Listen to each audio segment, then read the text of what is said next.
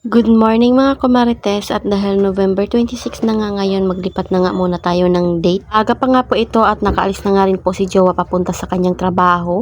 7 to 4 nga po kasi yung pasok niya, kaya nakapagbukas nga po kami ng tindahan ay 6:30. Na-late na ng gising pero okay lang iyon, at least nakatulog nga po ng maayos. Magre-refill nga lang po ako ng mga ito doon sa kanilang lagayan dahil wala na nga pong laman or di kaya kaunti na lang. Hindi pa nga po ako nakakapagkape niyaan dahil si Jowa na nga muna yung tinimplahan ko ng kape. Ito lang ang kagandahan pag meron nga tayo stock na pag naubusan nga po tayo ay kukuha lang tayo doon. Wala nga pong makulit ngayon dahil si Panda nga po ay tulog pa.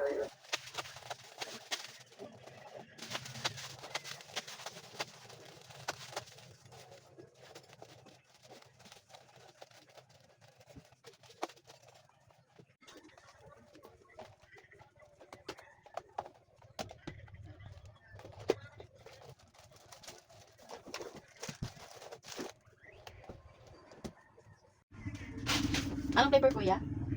Mangga or apple? Apple at mango, ma'am. 13 plus 12, 25. 25.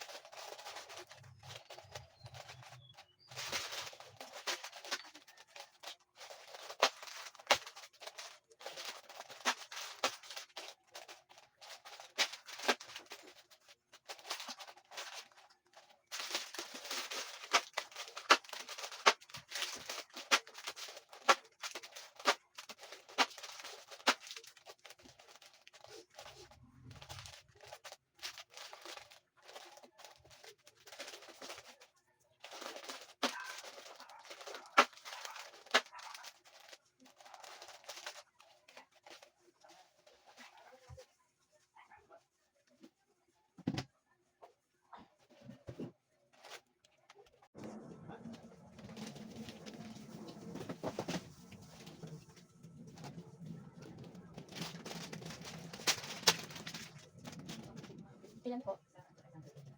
Next Nescafe original.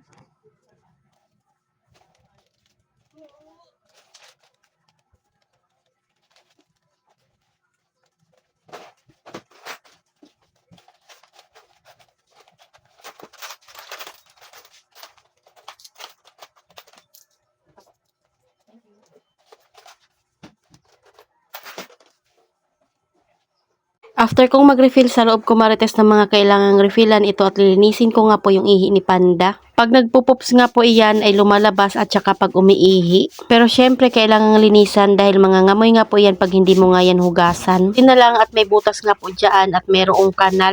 Kaya naman pwede mo nga walisin yung ihi papunta doon, at nilalagyan ko nga rin po ito ng sabon para naman talagang mawala yung amoy. Unang beses nga po siya doon sa bahay namin ay talaga namang doon siya sa loob ng bahay. Kaya lang lagi nga po siyang pinapagalitan ni Jowa, kaya naman natuto na nga rin po siya lumabas pag kailangan niyang umihi or di kaya mag-poops. Kagising nga po ng aking panganay ay kailangan niya nga po po yun palabasin para nga po makaihi siya dito. After ko nga pong magwalis dyan, ayan at may nagsauli nga po ng bote. Inayos ko na nga rin po yung mga nakalagay na alak dyan dahil nung Sabado talaga ay ang dami kong nabenta. Kaya naman yung mga extra ko nga po ay naubos na. Pati na nga rin po itong nasa karton ay nabuksan na at kaunti na nga lang din po yung laman. Kaya panigurado ako mag-i-stack na naman nga po ako ng isang box.